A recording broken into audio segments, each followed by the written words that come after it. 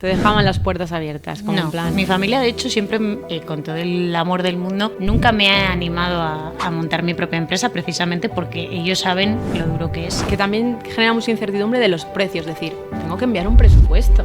Literalmente, o sea, los precios eran irrisorios. Echo un poco la vista atrás, veo lo que hacía y el precio, el importe, Que sería me llamo imposible loca realmente. a mí misma. Nos gusta ser honestos, porque cuando no lo eres y cuando intentas que entre todo por entrar y pensar, decirte a ti mismo que lo vas a conseguir, es mentira. ¿Alguna vez pensaste, si tengo que volver a trabajar para otra persona? ¿Eso hasta qué nivel es importante? Ahora mismo es lo más importante, es lo primero que te pide el cliente. Bueno, Ana, un placer tenerte aquí y vamos con la primera pregunta. ¿A qué te dedicas y por qué te dedicas a lo que te dedicas? Pues mira, Ana tiene una empresa que se llama Negrete Design, es un estudio de arquitectura de interiores y nos dedicamos a ello principalmente por pasión. Toda la vida estudié arquitectura de interiores y siempre supe a lo que me quería dedicar, que era el mundo del diseño en general. Y, o sea, vienes del mundo de la arquitectura, ¿no? Entonces, estuviste unos años estudiando y trabajando en algún sitio y luego ya montaste tu propia empresa. Eso es. ¿No? Entonces, ¿cómo surge eso? ¿Dónde estaba la chispa? ¿Tenías la chispa dentro ya desde hacía tiempo? Pues la chispa del emprendimiento la he tenido, yo creo que desde bien pequeña, porque me he criado en una familia que han tenido siempre empresas y negocio propio y al final, quieras que no, es algo que te llama la atención y que siempre quieres probar. Está muy bien trabajar para el sector privado y coger experiencia. Y coger experiencia, efectivamente, pero cuando lo llevas dentro, al final, de una forma u otra, sabes que vas a acabar tomando partida. Que terminarás en eso. saliendo. Eso es. Pero tu familia te decía, ¿este es el camino?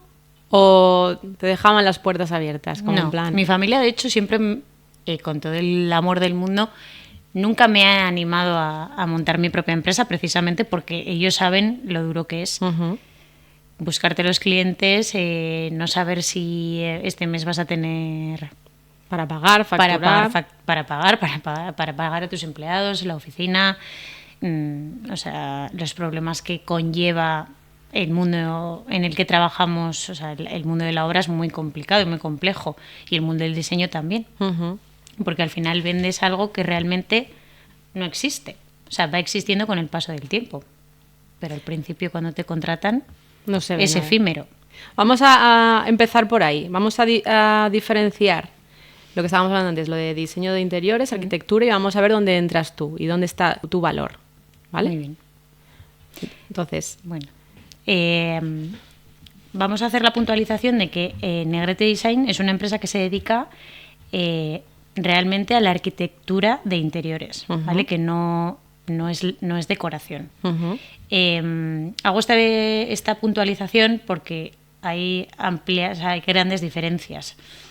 La arquitectura de interiores, que es a lo que realmente nosotros nos dedicamos, es más rehabilitación, arquitectura interior, pues distribuciones, instalaciones, todo lo que conlleva un proyecto arquitectónico, pero en interior, ¿vale? También, lógicamente, acabados, diseño de todo aquello que estamos proyectando y mobiliario. Pero la decoración va implícita en la arquitectura y creemos que es súper importante vender el paquete completo, o sea, no por fascículos. Porque cuando lo vendes por separado, tenemos claro que no siempre funciona. da problemas y que nunca funciona. Porque nunca está todo organizado como... en base a la idea principal, ¿no? Efectivamente, en base a la idea principal, eso es. Eso te pasa muy a menudo, ¿no? Que la gente no entiende las diferencias entre lo que puede ser la arquitectura de interiores o lo que puede ser el diseño de interiores, ¿no? Eso es. Y entonces ahí es cuando... La diferencia aparentemente no es muy grande, por lo que te comentaba, pero realmente no tiene nada que ver, porque la arquitectura interior, como te decía antes, como su propio nombre indica, es un proyecto arquitectónico con toda su documentación, sus planos de instalaciones, distribuciones, incluso a veces cálculos de estructuras y materiales. Y la decoración es una implementación del mobiliario en un espacio ya preconcebido.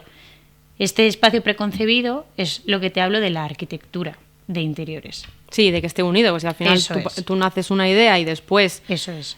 La otra parte la hace otra persona, al final no va a tener como ese hilo conductor, ¿no? Eso es. Y, o sea, estuviste trabajando en empresas, entiendo, en tus primeros años después de salir de la carrera. Sí. Y tú tenías en tu familia, pues, gente empresaria, ¿no?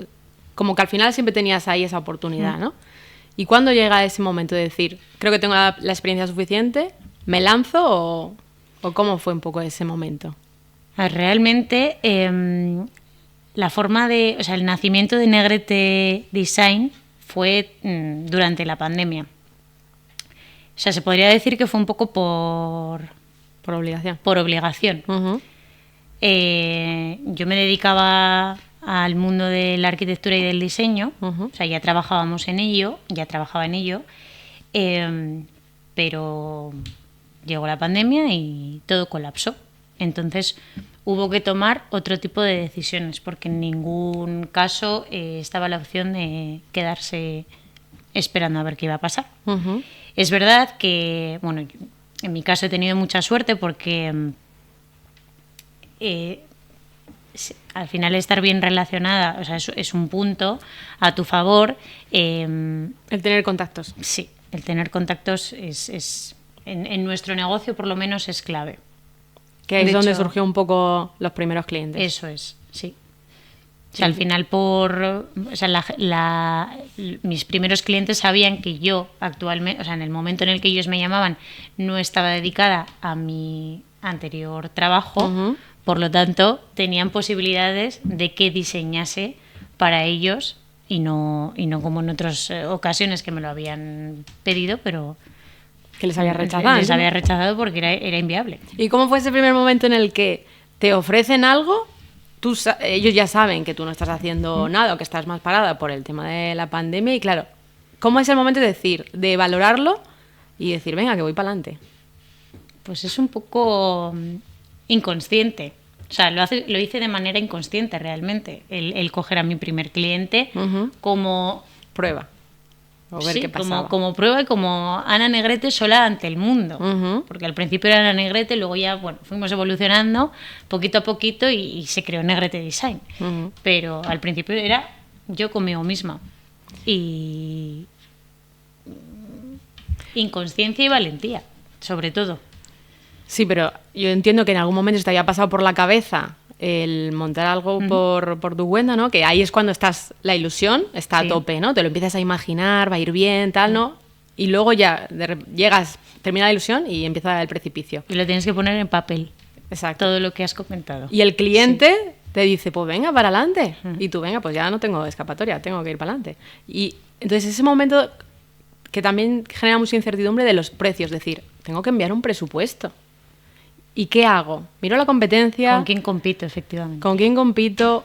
¿Subo para desmarcarme? ¿Bajo? ¿Me quedo en medio? ¿Ahí cómo fue eso? Pues mira, al principio, como lo que me interesaba a mí era empezar, literalmente, o sea, los precios eran irrisorios.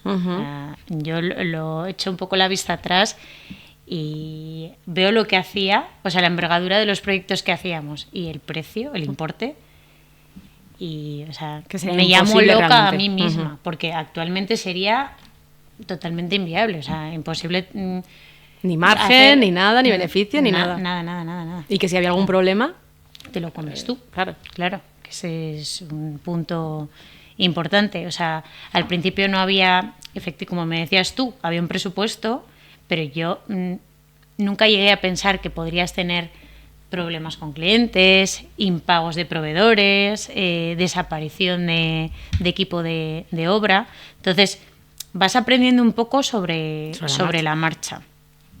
Siempre sabiendo dónde está tu sitio y nunca perdiendo los papeles, pero ahora para nosotros es inviable avanzar en un proyecto sin tener previo un contrato firmado, con un montón de cláusulas. Pero al principio, pues como te decía, hay que arrancar. Hay que arrancar y no puedes empezar ni siendo el más caro, ni poniendo todas las pegas del mundo al cliente, porque sí, al principio es todo, sí. No interesaba, efectivamente. Y si ahora lo miras hacia atrás, ¿te arrepientes de eso? De decir, pues bajé los precios, pues... No, no. Que yo creo que lo hace todo el mundo. Porque gracias a eso estamos aquí ahora mismo. Uh-huh. Que a lo mejor ahí te comiste muchos marrones o no había ni beneficio, lo que fuese, sí, pero aprendimos mucho. Exacto. Aprendimos mucho, o aprendí mucho. Y que el cliente al final también es generoso por esa parte, que te da a ti el primer trabajo, que puede entrar en ti. Exacto, esa confianza. A partir de ahí entiendo que luego, bueno, según vas avanzando y vas sabiendo ya dónde te equivocas o no, ya los precios eso es otra cosa, ¿no? Ya diciendo, oye, ya tengo yo mi sitio, mi marca, y ahí ya te da menos miedo como decir, pues te voy a pasar este presupuesto si lo aceptas bien, y si no, pues nada, porque aquí está mi valor. Eso es. ¿No? Háblame del equipo que me comentabas antes. Somos un equipo diverso, y con diverso me refiero a que tenemos prácticamente todas las ramas. Tenemos arquitectos, técnicos, tenemos gente que se dedica a hacer todo el proceso 3D, infografías, ¿vale? Para que el cliente vea todo lo que se nos está pasando por la cabeza y cómo va a ser en realidad su proyecto, y tenemos el equipo de diseño. Háblame, o sea, no sé si a lo mejor ahí te ha pasado el tema este de que se habla mucho. Ahora seguimos con ese tema, pero que se me ha ocurrido. Lo del síndrome del impostor, que dices, ¿sabes cuál es ese síndrome, no? ¿Te ha pasado a ti? Sí, me ha pasado a mí. Que dices, voy a enviar este presupuesto y que a lo mejor yo no tengo tanta experiencia o tal. ¿Eso cómo se trabaja? Pues no te podría contestar. O sea, no sé realmente cómo se trabaja. Sé cómo sales del paso. Cuando sabes que te está pasando, tienes que salir del paso. Pero realmente no sé cómo se trabaja.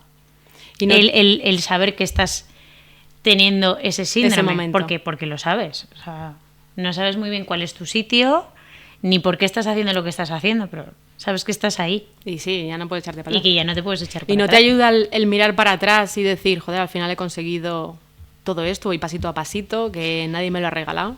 Sí, sí te ayuda, pero... Sigue ahí, ¿no? Es complicado, ¿eh? Porque al final, como te digo, o sea, Negrete Design no ha sido una super empresa desde que empezó. O sea, hemos sido... o sea, ha sido muy exponencial el crecimiento, ¿no? Nunca hemos tenido un pico brutal de trabajo, ni para bien ni para mal. Siempre nos hemos como mantenido. Es verdad que vamos creciendo, ¿no? Sí, vamos cogiendo proyectos más grandes, creando marca, pero es complicado, ¿eh? Es complicado porque nunca sabes muy bien cuál es tu sitio. Sabes ni por qué has llegado ahí, ni por qué te mereces cobrar lo que me comentabas antes, esos honorarios, y antes no lo cobrabas, porque el trabajo es el mismo, la persona es la misma. Ya, pero la experiencia al final... Claro, y al final, o sea, con el crecimiento también la infraestructura es más grande, los gastos son mayores... Si al final arriesgas. Efectivamente. ¿El primer cliente que tuviste, te acuerdas? O sea, ¿era una casa o qué era? Era un cliente particular, y me acuerdo perfectamente porque... Nos conocíamos de vista, mi clienta en este caso y yo, pero no habíamos entablado nunca conversación. Nos seguíamos por Instagram.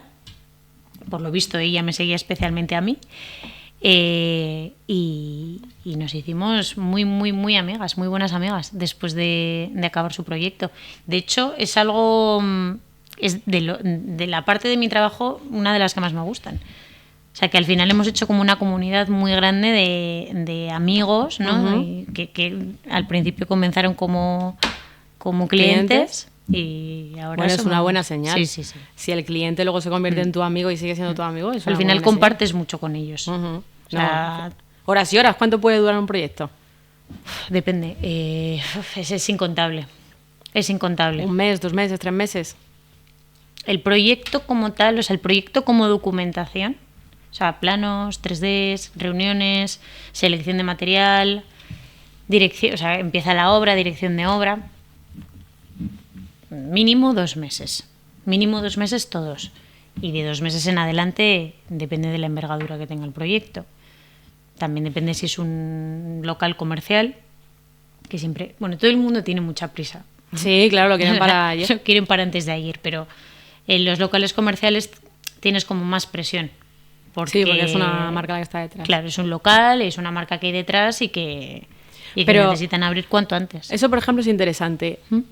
Tú sabes perfectamente, más o menos, cuánto puede durar una obra, pero cuando el cliente te dice que tiene que estar en menos, ¿cómo juegas con esos? ¿Quieres al final decirle, para que entre y trabajar con esa persona, que sí que puedes reducir ese tiempo, pero al final también hay una parte de decir, es que hay cosas que yo no puedo controlar? No, yo soy de la opinión, o somos de la opinión, hablo por mí y por todo el equipo.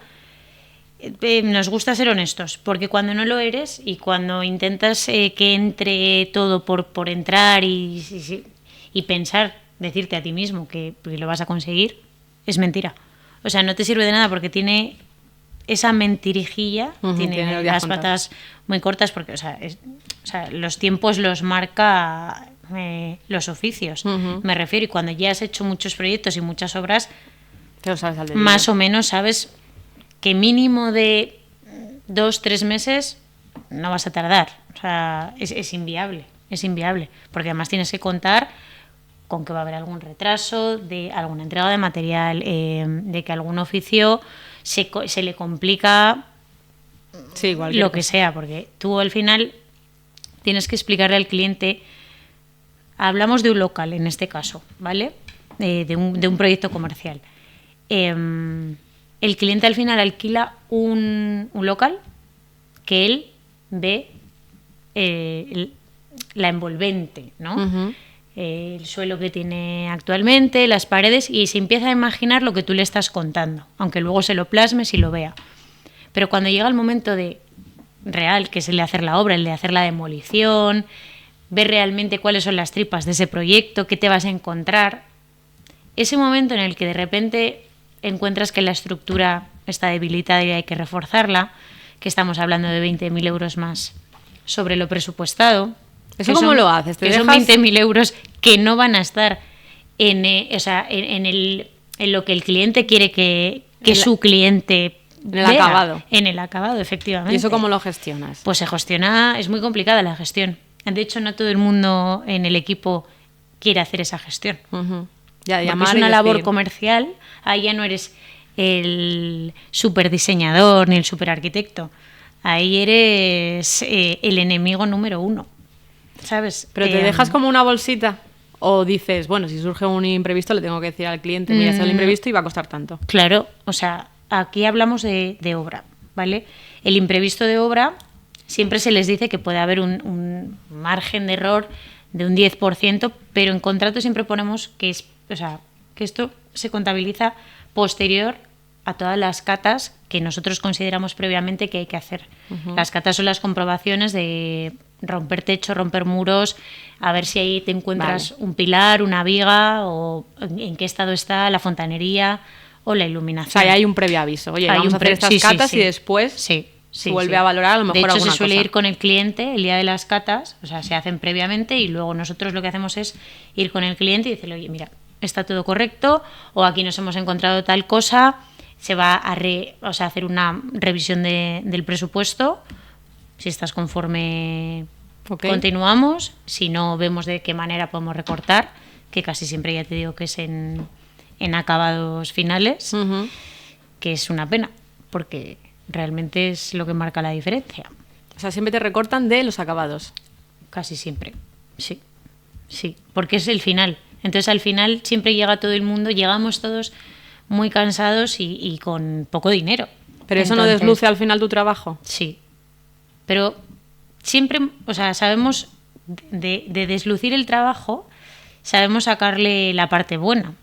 Porque como ves que eso en algún momento va a llegar, tú ya vas trabajando con el cliente previamente otros aspectos del proyecto que le den valor, porque sabes que hay una parte que se proyectó en su día que ya no va a existir. Entonces, por lo menos la parte que sí existe o que te han dejado mantener, hay que darle mucho más valor del que tenía en un inicio. ¿Y dónde creéis que vosotros aportáis más valor? O sea, como Negrete Design. Pues la parte creativa, en la parte de gestionar todo lo que hay que gestionar. Yo creo que sobre todo en la parte creativa. Negrete Design es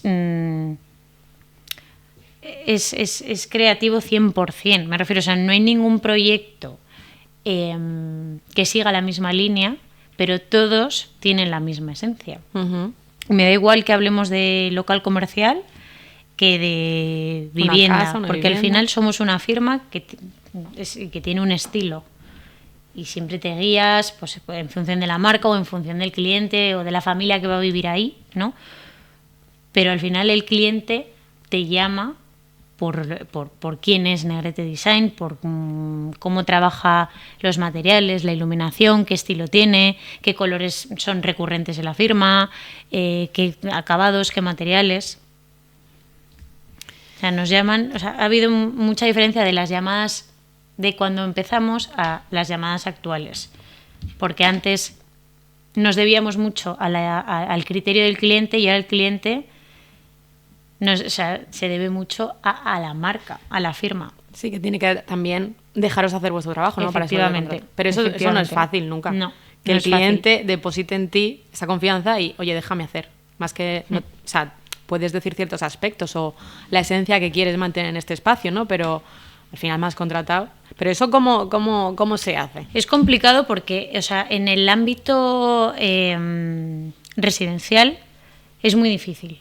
Porque al final... Residencial hablamos de una vivienda propia. Sí, porque al final tú estás luchando con una familia que va a vivir ahí.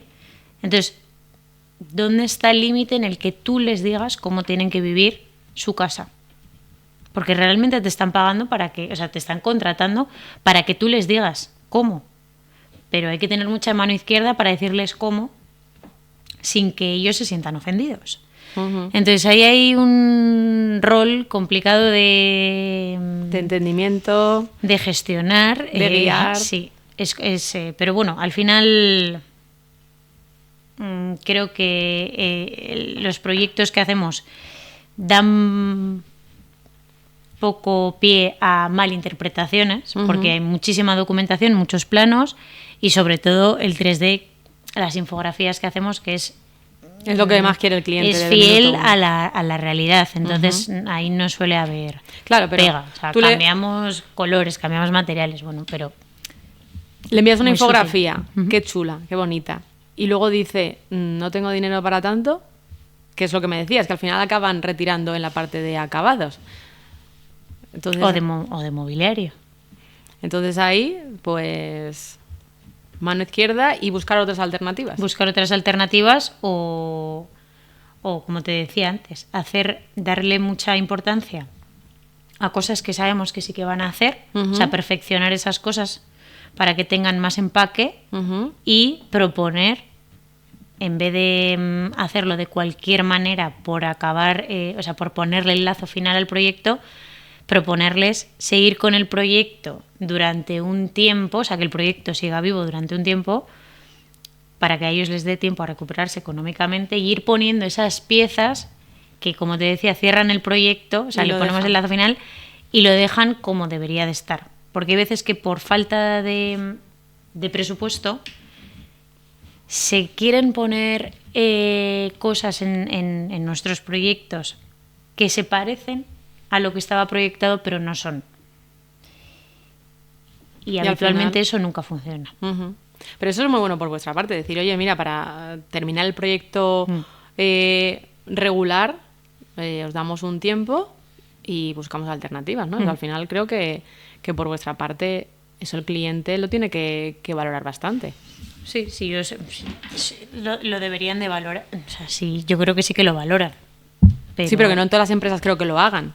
Es decir, pues mira, si no quieres esta acabada, te ponemos esto, y finalizamos el proyecto. Bueno, al final también es tu marca, ¿sabes? Uh-huh. Cada proyecto habla mucho de ti y de tu empresa. Entonces, para nosotros, como te comentaba antes, es muy importante la foto final, porque realmente es lo que el cliente ve de nosotros. El cliente actual y el futuro cliente, me refiero. Entonces, si la foto final no es buena o no respira, en este caso, la marca Negrete Design, ¿de qué nos sirve? Sí, pero bueno, por una parte también es un poco superficial, porque ves sí algo bonito, pero no ves todo el trabajo al final que habéis hecho detrás. Que si la foto final es bonita, vale, guay. Claro. Pero todas las horas que has echado, la gestión con el cliente, los cambios...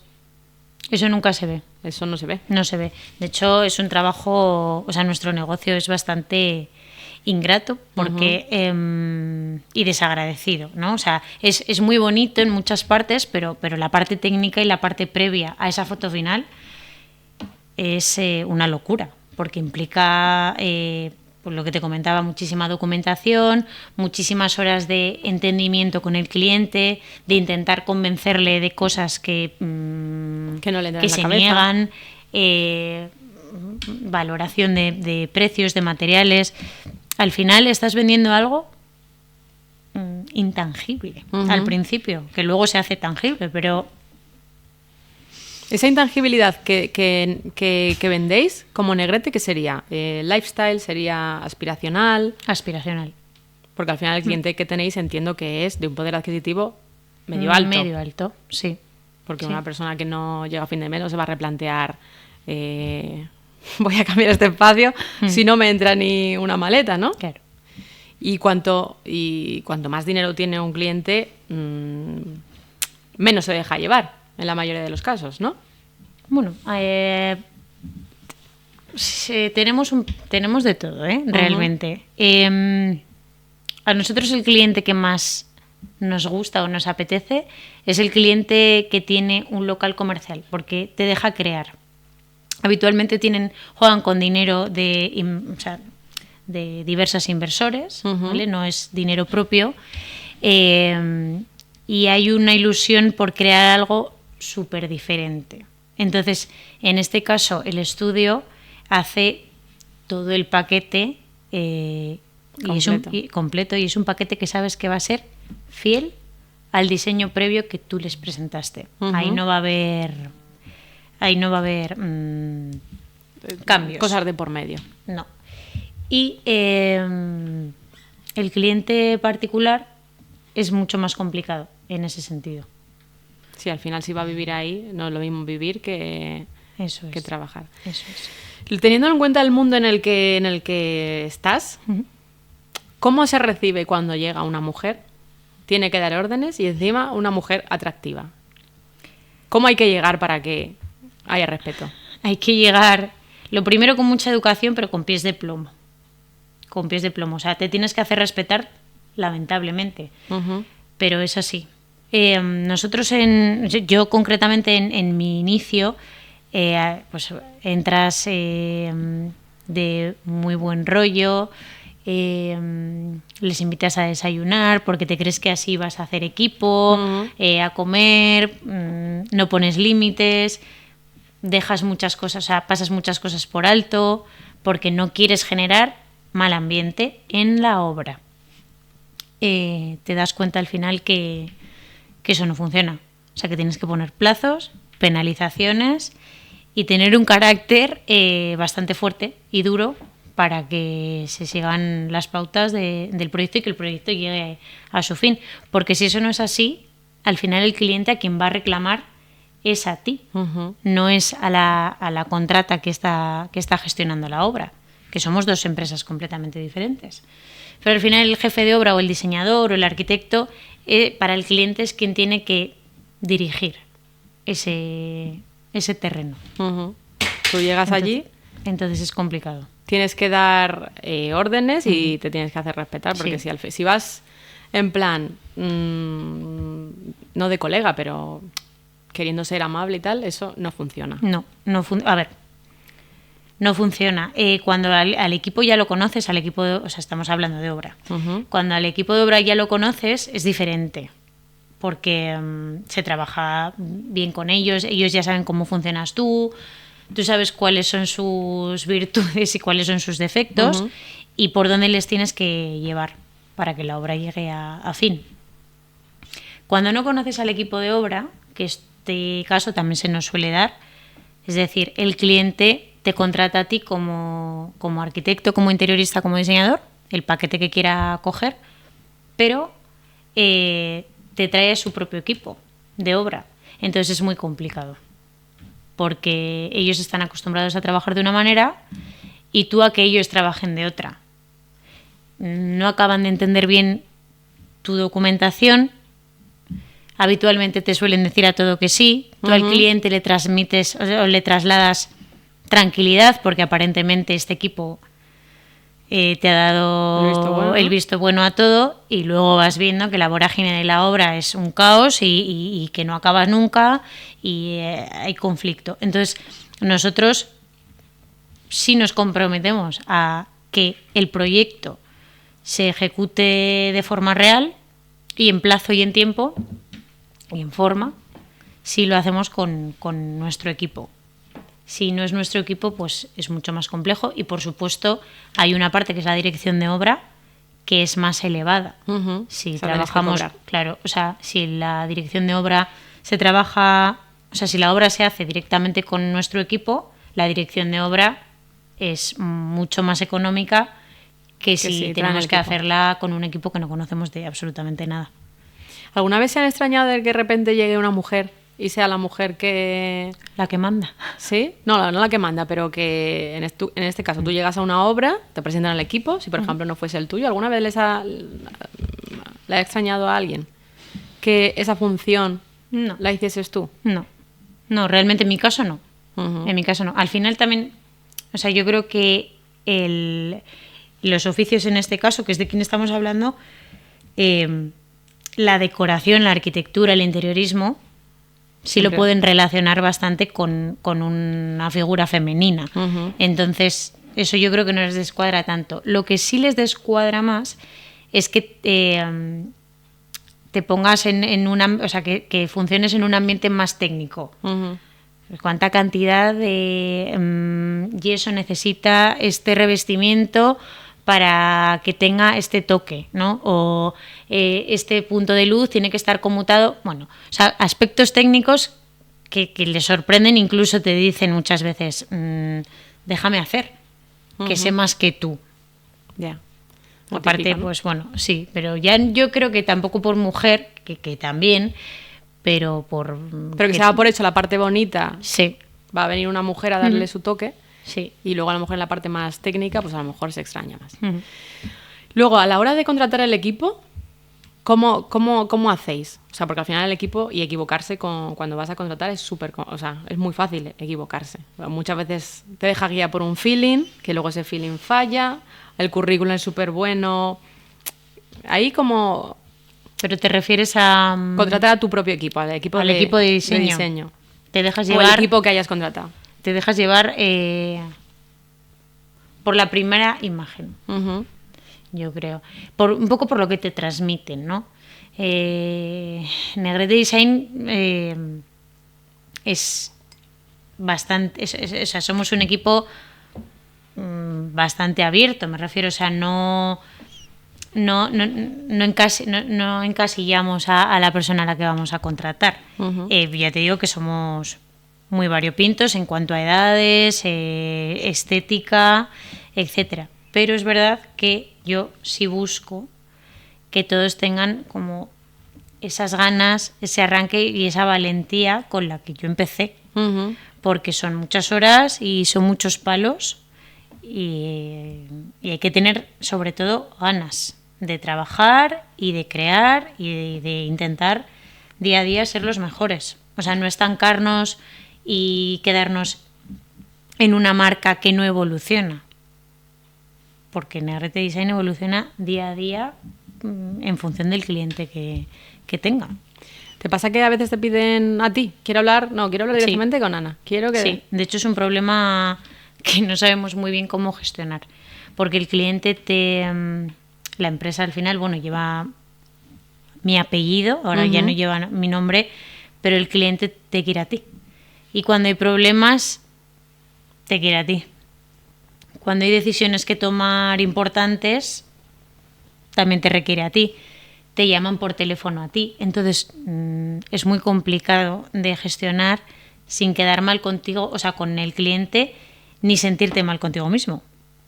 Pero eso creo que le pasa mucho, o sea, creo que le pasa a casi todo el mundo cuando ponen su nombre, ponen su cara en los en las empresas, al final casi todo el mundo acaba desvinculándose. Al principio está muy bien que me reconozcan, pero luego si te reclaman a ti, tú no puedes ser omnipresente. Efectivamente, no puedes ser Dios.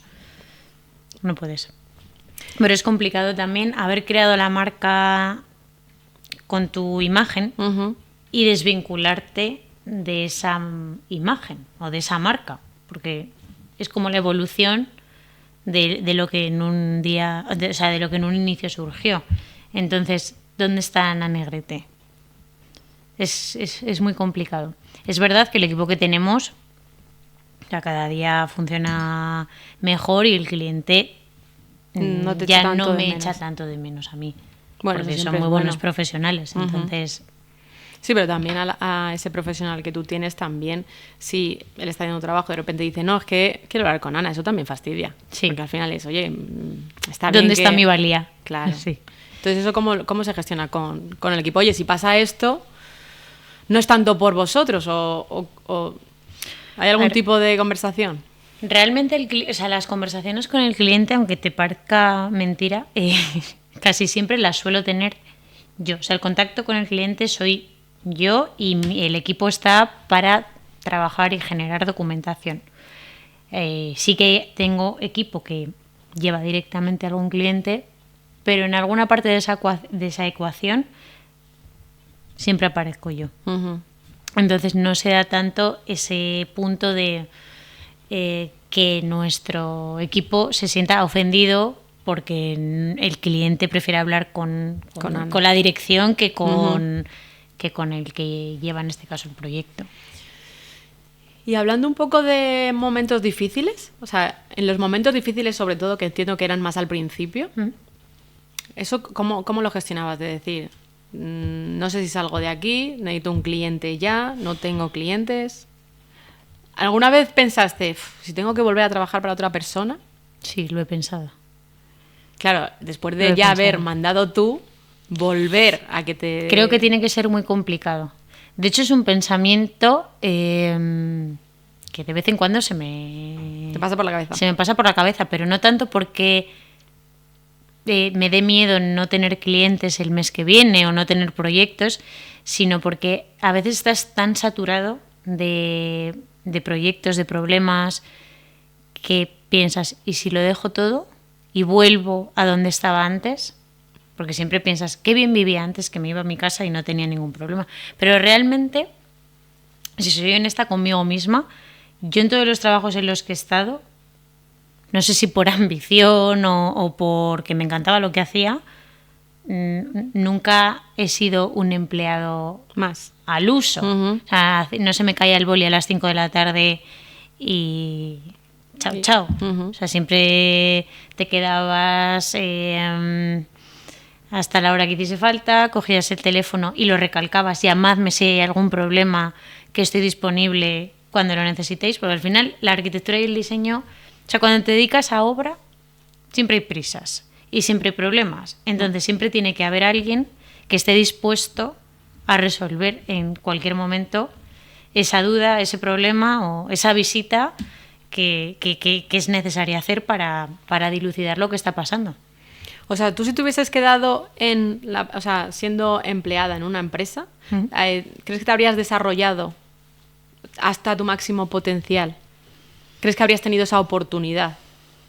Pues no sé yo te diría que no, porque no soy una persona de horarios y realmente no me gusta que me manden ni que me indiquen el camino a seguir para llegar al fin correcto, ¿no? Creo que para llegar al fin correcto hay muchos caminos que no tienen que ser cumplir, o sea, no tiene que ser necesariamente cumplir un horario para conseguir ese objetivo. Y te explico. En el proceso creativo, que es realmente lo que nosotros hacemos, tú no eres creativo ni todos los días ni todas las horas laborables de ese día.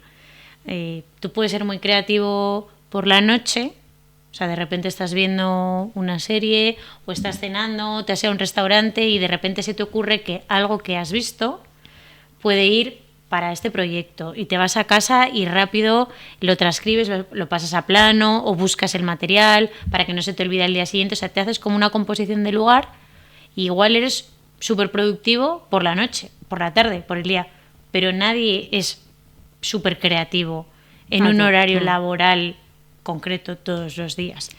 Y yo es algo, a mí no me ha gustado, no me ha funcionado nunca, conmigo personalmente, y en la empresa nunca, o sea, en el estudio nunca lo he hecho con los chicos, jamás. Muy buen punto ese, de decir que si te dedicas a la parte creativa y estás en una empresa, que siempre estamos fijados por horario, decir, es que a lo mejor a mí no me viene la mejor idea en el horario de trabajo, y a lo mejor estoy por la noche y me viene una idea de la leche y también es trabajo, pero eso es muy buen punto,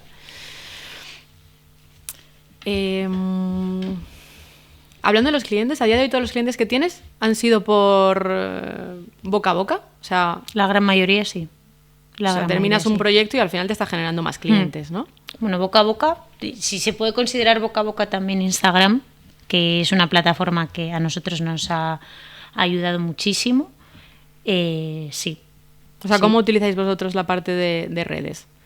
La utilizáis para exponer vuestros proyectos actuales, ¿no? Y a partir de ahí os van entrando más. Eso es, sí. Y os piden de todo, entiendo, desde de locales, desde casas, un particular. Locales, interiores, exteriores, vivienda de obra nueva, rehabilitación, reforma, hasta incluso crear marca para algún negocio. O sea, desde desarrollar el logo, la idea de proyecto, hasta su ejecución final. Que es un poco... y la sesión de fotos, o sea, podemos entrar realmente... a cualquier nivel, ¿no? A cualquier nivel, sí. Ahora mismo sí. ¿Y cómo ves el futuro de Negrete Design? O sea, ¿hacia dónde lo ves? Pues lo veo... No quiero que suene...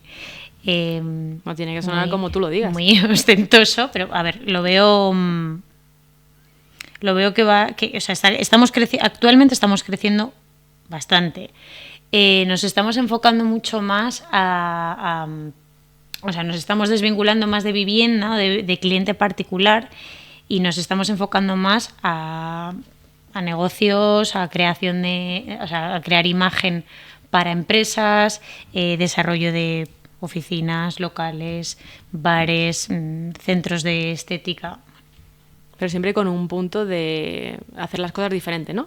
Sí, claro. O sea, siempre plasmando nuestra firma en cada proyecto, sí. Son proyectos muy diferentes, trabajamos muchísimo el color, la iluminación, diferenciamos. Nos encanta mezclar diferentes texturas, pero si te fijas en todos nuestros proyectos, o sea, prima la serenidad. Por muy colapsados que aparentemente puedan estar de información, son proyectos serenos. O sea, cuando dices serenos, que estás en ese espacio y al final te transmite... Son acogedores, son tranquilos, no hay demasiada información, o sea, hay información, pero no hay ruido visual.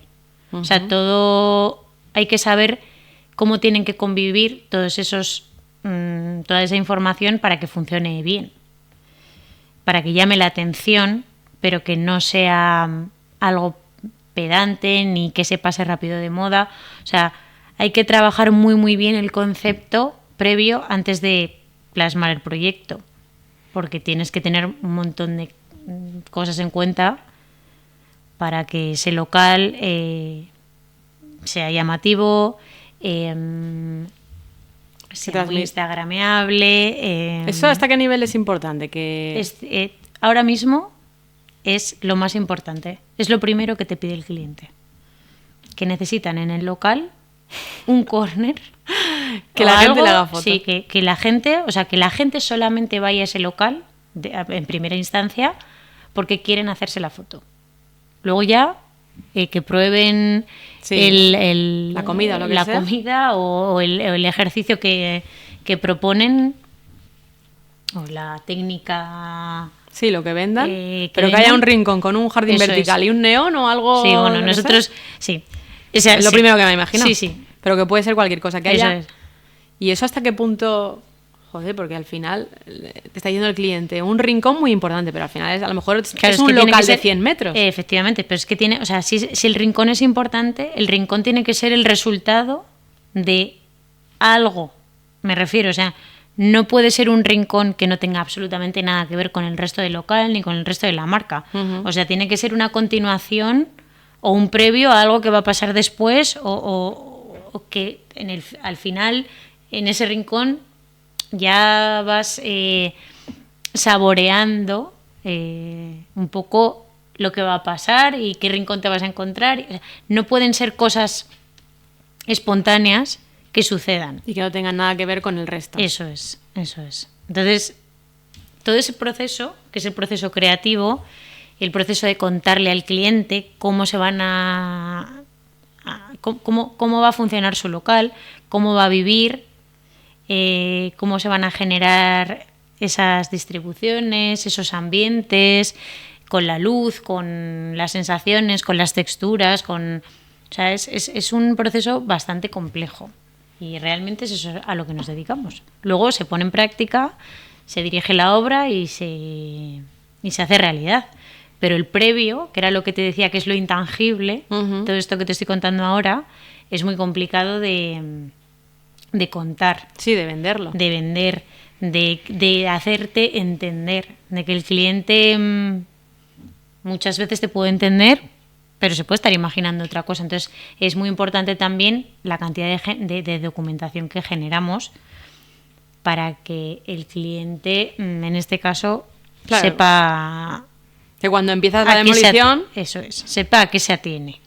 Casi me parece más complicado entender tú al cliente y plasmar en ese espacio lo que él tenía en la cabeza que te entiendan a ti. Porque si tú entiendes al cliente y sabes plasmarlo, va a estar contento y va a decir, pero si es que te has imaginado cosas que ni yo me había imaginado, pero me encantan. Pero ese proceso, y de que al final estás satisfecho, a mí me parece... Porque al final no es una cosa de 10 euros, 20 euros, que bueno, te puedo invitar, imagínate un restaurante, este plato ha salido mal, bueno, te he aconsejado yo y ha estado mal. Pero cuando tú al final te metes en una obra y al final... ¿Y qué pasa si al cliente no le gusta cómo queda? ¿Qué haces? No se nos ha dado... O sea, no podría contestarte a esa pregunta porque que no les haya gustado, o sea, así tan duro como suena, no nos ha pasado. O no es lo que tenía en la cabeza. Imagínate nunca. que te dice. Pero precisamente es lo que digo, no es lo que tenía en la cabeza. Es que no damos pie a que eso pase. Porque hay tanta documentación previa, tanta documentación previa de infografías, de materiales, de ir incluso al local y marcar en el local que no dejáis que eso ocurra, ¿no? Que no damos lugar a la interpretación del cliente. ¿Sabes? Porque realmente lo que el cliente nos está contratando a nosotros es ese proyecto previo. ¿Tú tenías, cuando empezaste, te guiabas por alguien? ¿Tenías un referente? ¿O a día de hoy tienes un referente en tu sector o en otro que digas, esta persona, mujer, hombre, súper top? Sí, tenemos... Yo concretamente tengo muchos referentes de mi sector, de la arquitectura y del diseño, y luego tengo referentes empresariales y de garra, ¿sabes? De valentía, de... Contarme alguno. Sí, te puedo hablar de mi padre, que es todo un luchador, y de mi pareja, que en el fondo se dedican un poco al mismo sector, que es el sector del automóvil. Y son dos personas que empezaron de la nada y actualmente son gente bastante respetable en el sector, que han conseguido cosas inimaginables y que tienen muchos valores, son muy honestos, muy trabajadores y son incansables. Y cuando a mí me flaquean las fuerzas y no quiero viajar más y no quiero coger más el teléfono, pienso en ellos y te dan fuerzas, porque piensas, bueno, si ellos han podido, ¿por qué yo no? Y un día malo lo puede tener cualquiera, pero al final siempre te apoyas en el otro, ¿no? Te quieres reflejar en alguien que para ti es un referente. Porque ha conseguido algo, ¿no? Efectivamente, que ha conseguido algo que tú aspiras a llegar ahí en algún momento. Y referentes más conocidos que a nivel, yo qué sé, a nivel nacional o a nivel internacional, empresarios que digas, joder, han montado un imperio y yo quiero seguir este camino por la forma en que lo han hecho o tal. Pues hay un estudio de interiorismo, de arquitectura e interiorismo, que me inspira bastante, que se llama El Departamento. Hacen mucho local comercial, hacen también alguna parte de vivienda, pero concretamente cómo venden esa idea de proyecto en cuanto a locales, cómo se venden ellos a sí mismos, o sea, cómo han hecho de su marca la marca del cliente. Uh-huh. O sea, todas las marcas que han hecho, que les han contratado a ellos para hacer sus locales, todas esas marcas respiran la misma esencia. Y es un poco lo que te comentaba antes de Negrete Design, que sin ser lo mismo, o sea, sin ser una clínica de fisioterapia, lo mismo que un centro fitness, que una vivienda particular, sin tener nada que ver ninguna de estas tres que te acabo de comentar, todas al final respiran la marca. Y en ese sentido estamos también pues como trabajando, ¿no? Trabajando en ese aspecto. ¿Crees que se puede llegar a que un día, en 5, 6 años, 10 años, entres en un sitio y digas, esto lo ha hecho Negrete Design? ¿Te gustaría aspirar a eso? Sí, me encantaría. ¿Y crees que eso me encantaría porque hay muchas veces que se hace el comentario, ¿no? Se nota que lo habéis hecho vosotros. O sea, a mí eso me llena. O sea, no eres consciente de cuánto, uh-huh. ¿sabes? Porque son tus bebés. O sea, cada proyecto es. O sea, lo sí, piensas, uh-huh. lo creas, lo haces realidad. Luego se tiene que mantener vivo, no puede derrumbarse, no se puede caer, no puede no gustar. Entonces... Oye, ¿cómo le dices que no a un cliente? En el sentido de, por un lado, a esos clientes que dices, no quiero trabajar con ellos de ninguna manera, o cuando un cliente ves que está yendo por una línea y tienes que aconsejarle y decirle que no. A ver, como dices que no. Antes realmente no decíamos nunca que no a nada ni a nadie. Cada día decimos más que no. Porque hay clientes que creen... Bueno, lo primero que como te contratan, eres una especie de pequeño esclavo que vives a su merced. Entonces, lo que antes era una condescendencia constante con ellos, ahora es un no rotundo. Por ahí no voy a pasar, esto no te lo voy a hacer, esto que me propones no funciona, yo no soy tu delineante y paso a limpio tus pensamientos, yo pienso por ti. O sea, ¿cómo le dices que no a un cliente? Diciéndole que no. Pues diciéndole que no, subiendo el importe de los honorarios. Hay veces que le dices que no porque realmente no puedes, porque tienes muchísimo volumen de trabajo y te piden plazos de inicio de proyecto que para el equipo, si tienes mucho volumen, es inviable. O sea, si nosotros ahora mismo estamos haciendo 7 proyectos y nos entra un proyecto mañana que nos parece súper interesante pero que necesitan dedicación plena e inmediata, pues desgraciadamente también tienes que decir que no. O en ese caso puedes valorar incrementar un poco más el importe de ese proyecto si el cliente está muy interesado en ti y ampliar equipo.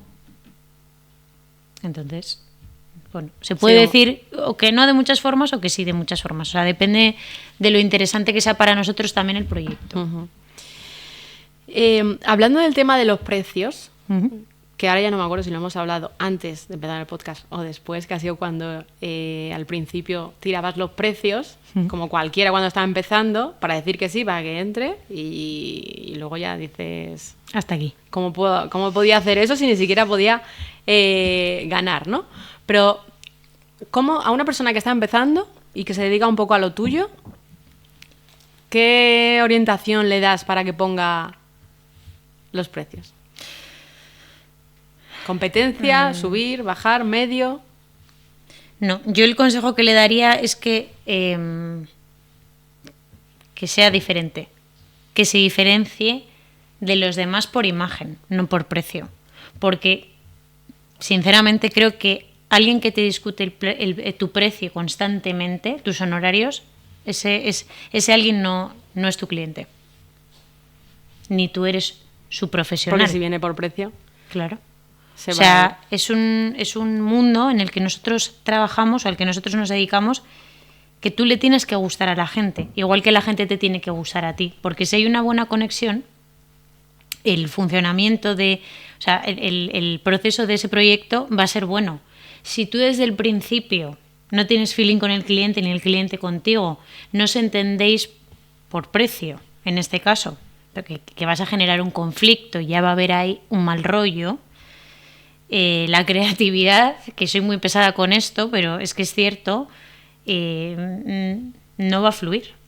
Entonces, como no fluye, no funciona. Y va a haber fricción constante y no va a ser un proyecto redondo, en ningún caso. Entonces, yo lo que recomiendo no es ni subir ni tirar los precios, sino intentar ser diferente. Sí, pero bueno, al principio, como tú has dicho, que todos lo hemos hecho, tiras los precios o dices, sí, bueno, para ver si soy capaz de esto. Sí, está claro. Pero bueno, tampoco creo que sea una solución... no, para largo plazo. Tirar los precios, no. Para largo plazo, o sea, porque al final hay que darse valor, ¿no? Y tampoco, o sea, yo no puedo recomendar algo que a mí en su día realmente tampoco me funcionó, de forma, o sea, económicamente hablando, porque... Sí. No generas. Sí, o sea, sí, pero bueno, tienes mucho volumen, o aparentemente tienes mucho volumen, pero la retribución de todo eso es prácticamente nula. Y te das cuenta que para crear marca, hacer un estudio y tener personal, esos precios no pueden ser. No se pueden mantener. Y lo que estás haciendo con esos precios es también una competencia al resto de tu sector muy injusta. Porque es lo que te digo, o sea, ellos pueden hacer el mismo proyecto que tú, pero tú en cambio cobras 8 veces más que ellos que acaban de empezar. Yo una vez fui ellos y estaba siendo la competencia desleal de mi propio gremio. Pero es que es imposible, no se sostiene, es imposible. No, claro, eso es no imposible. Puede el tiempo. Oye, otro tema que ya vamos a ir acabando, Otro tema que está así súper candente, el tema de los impuestos, la gente que tiene empresa. Claro, está muy fácil hablar de los impuestos cuando no tienes que pagarlos o no tienes empresa, pero cuando tienes empresa, o sea, eso como, o sea, lo puedes oír en cualquier lado. Los que tienen empresa se quejan de los impuestos, los que no tienen empresa, hay que subir los impuestos. Hay que subir los impuestos. A la gente que tiene empresa. Sí. ¿Tú qué mensaje? O sea, tú, claro, todos tenemos que pagar impuestos, pero que se haga de una forma tan, a lo mejor, superficial y hablar, porque tú puedes hablar porque tú lo vives, ¿no? Y tú dices, joder, es que al final a lo mejor no me llega ni para tener beneficio, pero tengo que pagar esto. Entonces, ¿qué opinión tienes de eso? Creo que los impuestos que pagan los empresarios no están directamente relacionados con que aparentemente sí, pero no es real. No están relacionados con el beneficio real que da esa pyme o esa empresa o ese autónomo. A mí, o sea, es que es un tema que me toca, porque ves, o sea, generas mucho y cuando te crees que aparte de generar, que te has quedado, o sea, que por fin estás haciendo colchón y que esta empresa está empezando a funcionar por sí misma, es mentira. Porque te va por otro lado. Claro. O sea, porque no es beneficio el 100% que tú generas. De ese beneficio hay un porcentaje muy alto, muy elevado del beneficio que no es tuyo, que es para los impuestos.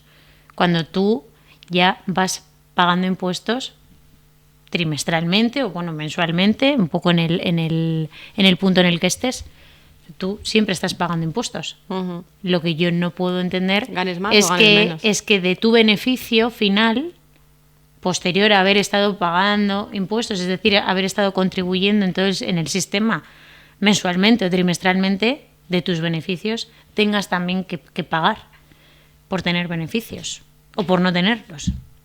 Sí, porque eso nunca... Porque si no tienes beneficios también tienes que pagar. Uh-huh. Tienes que pagar... Pero eso estaría bien que la gente que habla un poco trámites, desde fuera, uh-huh. Porque al final tú eso lo notas en la gente que tiene empresas, lo notas cuando tienen que hablar de ese tema, que hablan con números, ¿no? Uh-huh. Que la gente que no tiene empresas habla muy a la ligera. Joder, sí, por supuesto. Sería una buena cura de humildad, llamémoslo como sea, haz una empresa y paga impuestos. Yo creo que hace una empresa, o sea, la gente que habla de este tema, por supuesto que como todos podemos hablar de algo sin tener ni idea, o sea, hablas desde la ignorancia. Yo también he hablado cuando no tenía empresa de este tema y hablaba desde la ignorancia también, hablaba de lo que oía pues en mi círculo, en mi casa, con mis padres empresarios, de lo que veía que les pasaba a ellos y lo que veía que no les pasaba a otras personas que no tenían empresa, sino que eran asalariados, que trabajaban para otra persona. Entonces, creo que mi recomendación es que sean valientes, que monten ellos su propia empresa, que gestionen sus clientes, sus pagos y su contribución al sistema. Y cuando sean estables y todo les parezca que va fenomenal, pues entonces podremos hablar en igualdad de condiciones. Porque tú lo decías antes, es que yo a veces pienso en lo de volver a ser empleado a trabajar y decir, irme a mi casa y haberme olvidado ya del trabajo, de si llego a pagar a los empleados, si tengo un cliente, porque al final tú tienes una sobrecarga. Si tú tienes una sobrecarga y un exceso de responsabilidad y un exceso de todo, pues al final te tiene que beneficiar, porque si no, nadie trabajaría. No, por supuesto. Pero... Para terminar, dime. Una persona que se quiera lanzar, ¿vale? De tu sector o no, ¿vale? Recomendaciones, y si está en la duda, le dirías, oye, tira para adelante o no, o piénsatelo bien, teniendo en cuenta dependiendo de las ganas que le vea, la ilusión y lo que sepa de aquello que va a montar, porque hay mucha gente que quiere montar algo y que no tiene ni idea de qué va ese algo. Me parece que es muy importante saber... Venir del sector. Venir del sector, o por lo menos conocerlo, o asociarte con alguien que sí sepa del sector, pero que se controle el panorama. Y luego lo otro es una persona... O sea, si está en la duda, le dirías... O sea, cuando tú estás en la duda de si montar algo o no, está claro que ya tienes... Yo siempre le animaría, siempre. O sea, a mí me parece una experiencia súper, súper, súper recomendable. Para bien o para mal. O sea, te enseña muchísimo. Porque aprendes realmente a valorar el dinero, a valorar los tiempos, a valorar a tu entorno, que creo que de otra manera, o sea, a valorar lo que es el esfuerzo realmente. Porque cuando trabajas para otro, no valoras lo que el otro está haciendo por ti. ¿Sabes? Para que te llegue a ti esa retribución de la persona que te está pagando, ¿qué hay en ese sistema? O sea, ¿qué tanto hay por parte de tu jefe o de la empresa para que al final te llegue a ti ese sueldo? Uh-huh. Eso no lo sabes hasta que no estás en el otro lado. Y me parece algo que yo le recomendaría vivir a prácticamente todo el mundo, ¿eh? Porque es muy complicado. ¿Algo último que quieras añadir, que a lo mejor nos hemos dejado por ahí, que pienses que es importante? Y si no...